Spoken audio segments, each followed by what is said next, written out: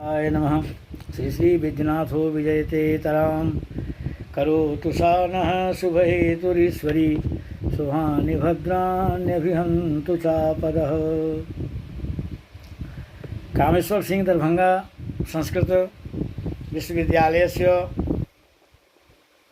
कुलपति महानुभावानाम् आदेशानुपालन विधौ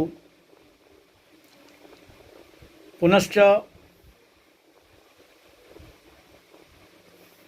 professor Dilip Kumar Jha CCDC महोदयानां निर्देशानुपालन प्रसंगे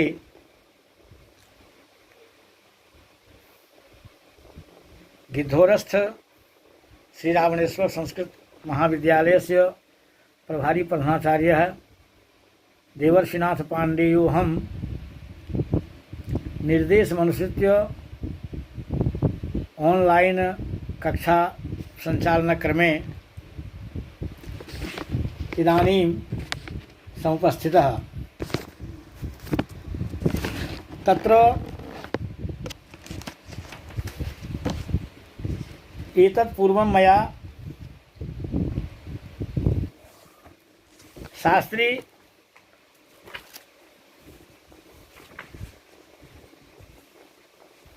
कक्षायाः पाठ्यग्रन्थत्वेन स्वीकृतो ग्रन्थः कादम्बरी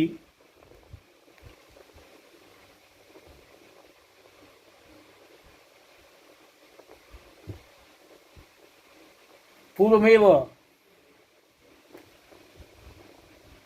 मन्ये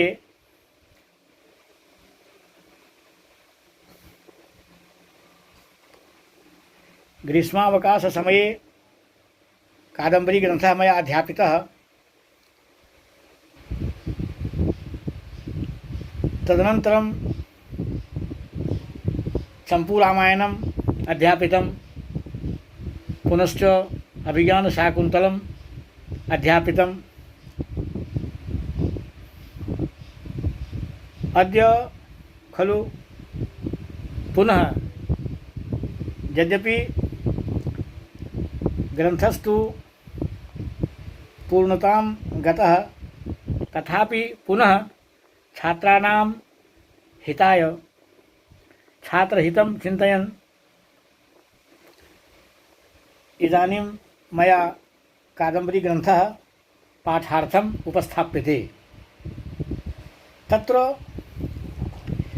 एतत् पूर्वं राज्ञः शूद्रकस्य वर्णनं कीदृशं कविकुलचक्रचूडामणिना बाणभट्टेन कृतं वर्तते ग्रन्थे, तद्वर्णनं कृतं, तदेव वर्णनम् इदानीं प्रचलति। राज्ञः शूद्रकस्य वर्णनं, वैशिष्ट्यवर्णनं भूपतौ शूद्रके खलु कीदृशं वैशिष्ट्यं नृपोचित दाक्ष्यं राज्ञः कर्तव्यपरायणतां स्वरूप वैशिष्ट्यम् अन्यत् यत् किमपि राज्ञः वैशिष्ट्यम् आसीत् तत्सर्वं विस्तरेण महाकविना खलु बाणभट्टेन वर्णितं। तद् वैशिष्ट्यवर्णप्रसङ्गे इदानीं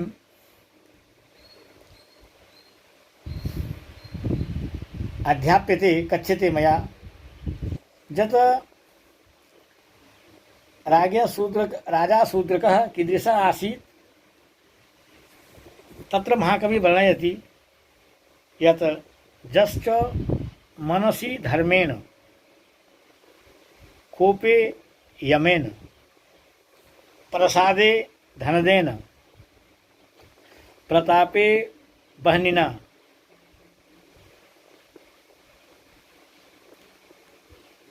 भुजे भुवा, दृशि श्रिया, वाचि सरस्वत्या, मुखे शशिना, बले मरुता, प्रज्ञायां सुरगुरुणा, रूपे मनसिजेन, तेजसि सवित्रा च वसता सर्वदेवमयस्य प्रकटित विश्वरूपाकृतेरनुकरोति भगवतो नारायणस्य। एतद् गद्यखण्डं वर्तते एकम्। अस्मिन् गद्यखण्डे महाकविर्बाणभट्टः राज्ञः शूद्रकस्य वैशिष्ट्यं वर्णयन् महाकवि कथयति यद् भगवतः नारायणे भगवति नारायणे ये गुणाः विद्यन्ते ते सर्वे गुणाः एव शूद्रकेऽपि आसन् शूद्रकेऽपि पश्यामः। कवि कथयति अयमेव अत्र प्रसंगः नारायण समत्वं राज्ञः शूद्रकस्य नारायण समत्वं महाकवि बाणभट्टः प्रदर्शयति।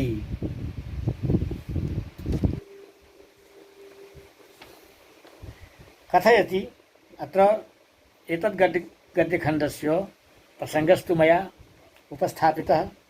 तत्र व्याख्याक्रमः इदं ध्यातव्यं लिखितव्यं चापि। व्याख्याक्रमः लिखितव्यः।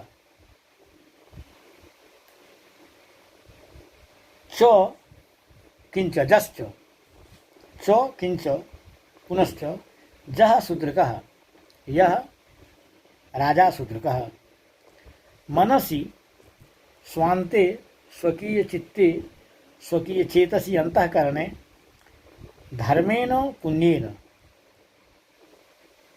वसता निवासं कुर्वता कोपे क्रोधे यमेनो कृतान्ते न वसता प्रसादे अनुग्रहे धनदेन कुबेरेण प्रतापे कोशदंडजे तेजसी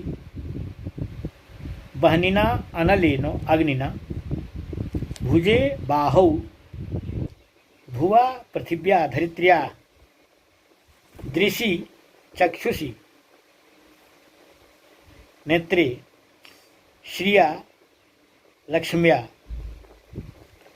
वाचि वचने सरस्वत्या सुरभारत्या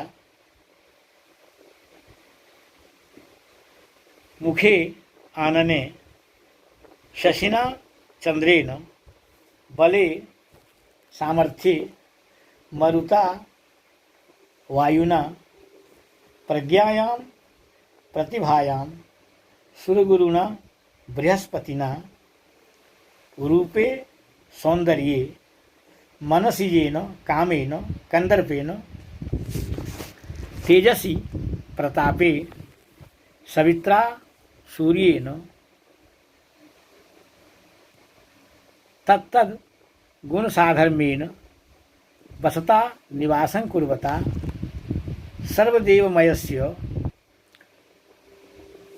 सर्वदेवस्य रूपस्य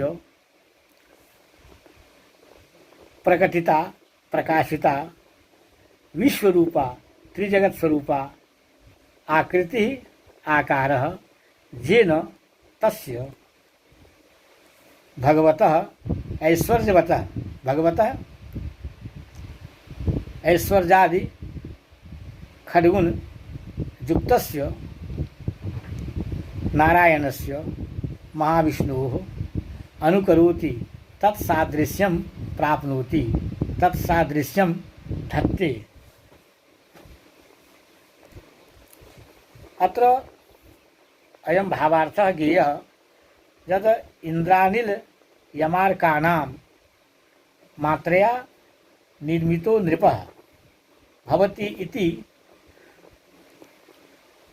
मनुना उक्तं तद्दिशा राज्ञोऽपि सर्वदेवांशत्वात् नारायणस्यापि च सर्वदेवमयत्वात् उभयोः साम्यम् इति ज्ञेयम्।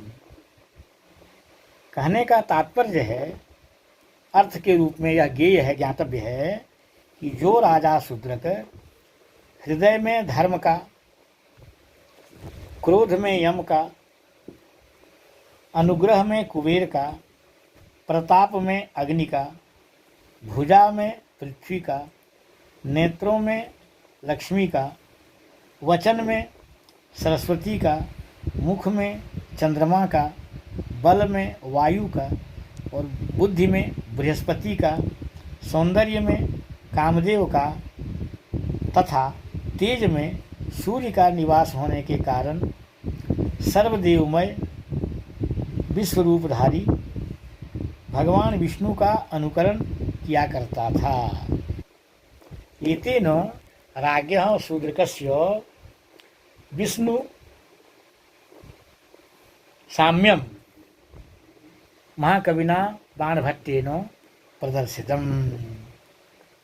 अर्थात कथनस्य अयमेव अभिप्रायः कि जे गुणाः भगवती विष्णौ विद्यन्ते ते सर्वे एव गुणाः मन्ये नृपे शूद्रकेऽपि आसन्, तत्र समग्ररूपेण आसन् इत्येव कथनस्य महाकवेः अत्र अभिप्रायः। तदनन्तरं पुनः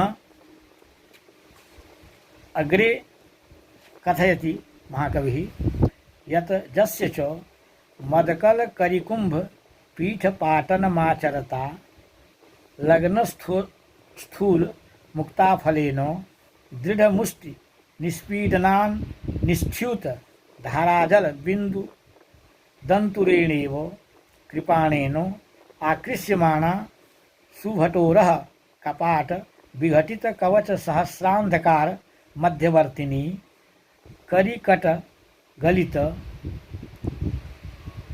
मद जलासार दुर्दिना स्वभिसारिकेव समय निशासु समीपम असकृत आजगाम राजलक्ष्मी। एतदपि गद्यखण्डम् अग्रे महाकविना विलिखितं, तत्रापि वर्णितं राज्ञः शूद्रकस्य वैशिष्ट्यमेव।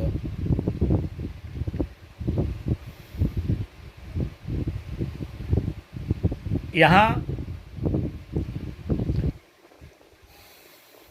महाकवि बाणभट्ट ने यह स्पष्ट किया है यत प्रसंगस्तु अत्र एतद् गद्यखण्डस्य प्रसंगस्तु सैव भविष्यति। एतत् पूर्वं जन्मया उक्तं सैव प्रसंगः इदानीमत्रापि ध्यातव्यः। तदनन्तरं व्याख्याक्रमश्च एतादृशः अत्र ज्ञातव्यः। यत् किंच इति अत्र चकारार्थः बोधव्यः ज्ञातव्यः। जस्य खलु राज्ञः शूद्रकस्य भूपतेः समीपम् इत्यत्र सम्बन्धः। मदेन दानजलेन कलानि सुन्दराणि यानि करीणां गजानां कुम्भपीठानि गण्डस्थलानि तेषां पाटनं विदारणम् आचरता प्रकुर्वता तस्मात् अतएव लग्नानि संयुक्तानि स्थूलानि स्थविष्ठानि गजसम्बन्धीनि मुक्ताफलानि मौक्तिकानि यस्मिन् तेन दृढ़मुष्टिना हठमुष्ट्या वा यन्निष्पीडनं धारणं तेन निश्च्युता इव निर्गता इव निःसृता इव धारा निश्चितभागा इव जलबिन्दवः बारिबिन्दवः जलकणपङ्क्तयः तैः दन्तुरेण विषमेन कृपाणेन खड्गेन आकृष्यमाणा गृह्यमाणा सुभटानां सैनिकानां बलवतां सैनिकानां उरांसि उरस्थलानि वक्षस्थलानि एवं कपाटानि तेभ्यः विघटितानि विश्लेषितानि यानि कवचानि मर्माणि सहस्राणि अनेकानि बहूनि सहस्रसंख्यकानि तानि एव तुल्यत्वात् अंधकाराः तमांसि तेषां मध्यवर्तिनी अंतःपातिनी राजलक्ष्मी राजश्री करीणां गजानां करटानि गंडस्थलानि तेभ्यः गलितं निःसृतं यत् मदजलं दानवारि दानजलं तस्य आसारः धारासम्पातः तेन दुर्दिनं मेघाच्छन्नं तमः तासु समरनिशासु समररात्रिषु असकृत भूयो भूयः बहु अभिसारिकेव पुंस्थलीव राजलक्ष्मी शूद्रकस्य समीपम् आजगामो आगतवती शूद्रकस्य समीपम् आजगामो आगतवती। यहाँ इस गद्य खंड में महाकवि बाणभट्ट ने राजा शूद्रक के वैशिष्ट्य की गणना करते हुए वैशिष्ट्य को उपस्थापित करते हुए महाकवि बाणभट्ट ने कहा कि राजा शूद्रक युद्ध में उपस्थित हो तलवार से दुश्मनों के मदमस्त जो गज हैं उनके मस्तक विदीर्ण कर देते थे, छिन्न भिन्न कर देते थे, मस्तक को फोड़ देते थे, जिसके कारण बड़े बड़े मोतियों के दाने तलवार में चिपक जाते थे और तब पुनः दृढ़ मुष्टि से निष्पीडन कर जिस समय धारा रूप जलबिंदु निकलने से तलवार की धारा विषम हो जाती थी, उस समय मानो उससे आकर्षित की गई और बड़े बड़े योद्धाओं के कपाट विस्तीर्ण वक्षस्थल से विघटित कवच सहस्र के मध्य में रहने वाली राजलक्ष्मी मस्त हाथियों के कपोल स्थलों से मदजल की वर्षा होने के फलस्वरूप युद्ध रूपी रात्रि में अभिसारिका के समान बारंबार आकर आत्मसमर्पण कर दिया करती थी। अयमेव अत्र अर्थः भवद्भिः बोद्धव्यः ज्ञातव्यः।